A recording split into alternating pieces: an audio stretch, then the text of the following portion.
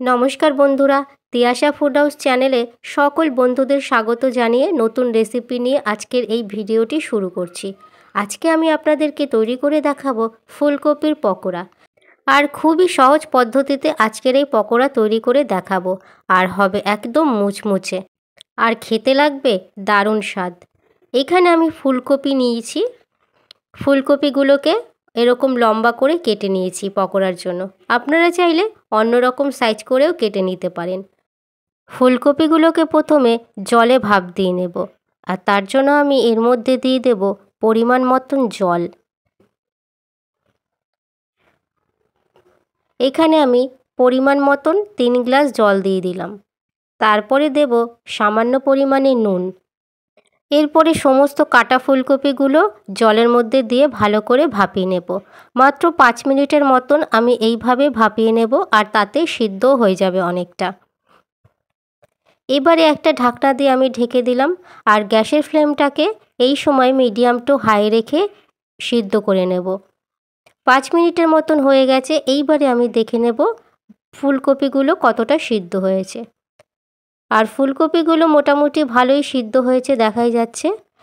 এরপরে আমি নামিয়ে নেব, আর সিদ্ধ করার কোনো প্রয়োজন নেই। পকোড়া তৈরির জন্য ব্যাটার তৈরি করব। তার জন্য একটা বোলের মধ্যে আমি দিয়ে দেব এখানে বেসন। আমি এখানে 1 কাপ বেসন দিয়ে দিয়েছি, আর হাফ কাপ পরিমাণ চালের গুঁড়ো দিলাম। চালের গুঁড়ো দিলে পকোড়াগুলো খেতে খুব মুচমুচে হবে। এরপরে দিলাম চিলি ফ্লেক্স। চিলি ফ্লেক্সটা পুরোপুরি অপশনাল, আপনারা না দিতেও পারেন। তারপরে দিলাম স্বাদ অনুযায়ী নুন। এরপরে দিচ্ছি পরিমাণ মতন হলুদের গুঁড়ো, আর দিলাম সামান্য পরিমাণে চিনি। এইবারে সমস্ত উপকরণের মধ্যে জল দিয়ে খুব ভালো করে ব্যাটারটিকে একটা হ্যান্ডউইচ দিয়ে গুলিয়ে নেব।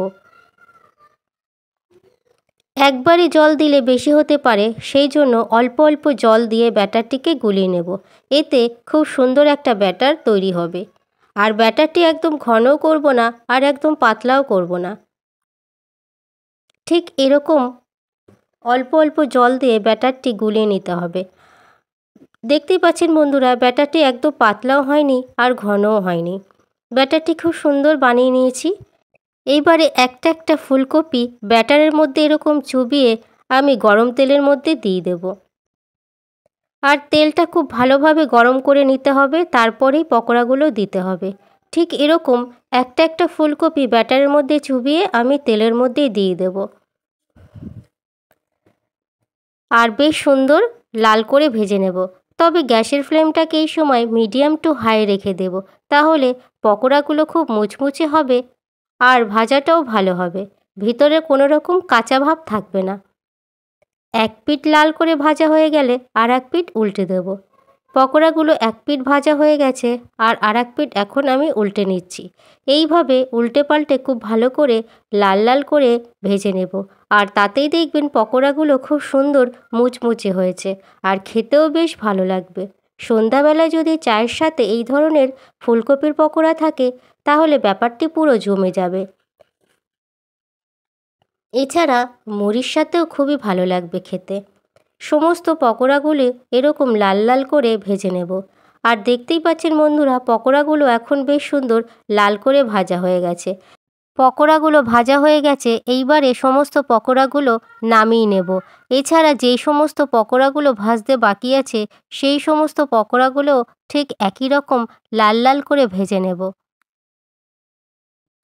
আর এই পকোড়াগুলো বেশ সুন্দর মুচমুচেও হয়েছে। তাহলে বন্ধুরা, আজকের এই ফুলকপির পকোড়া রেসিপিটা যদি আপনাদের ভালো লেগে থাকে, লাইক অবশ্যই করবেন। কেমন হয়েছে সে বিষয়ে কমেন্ট করেও জানিয়ে দেবেন, আর রেসিপিটা বন্ধুদের সাথে শেয়ার করে দেবেন।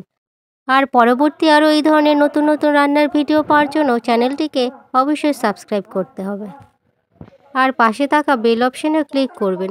এতে পরবর্তী রান্নার নোটিফিকেশান আপনার ফোনে প্রথমেই পৌঁছে যাবে। আর আপনারা অবশ্যই ভালো থাকবেন, সুস্থ থাকবেন। এছাড়া পুরো ভিডিওটি দেখার জন্য অসংখ্য ধন্যবাদ।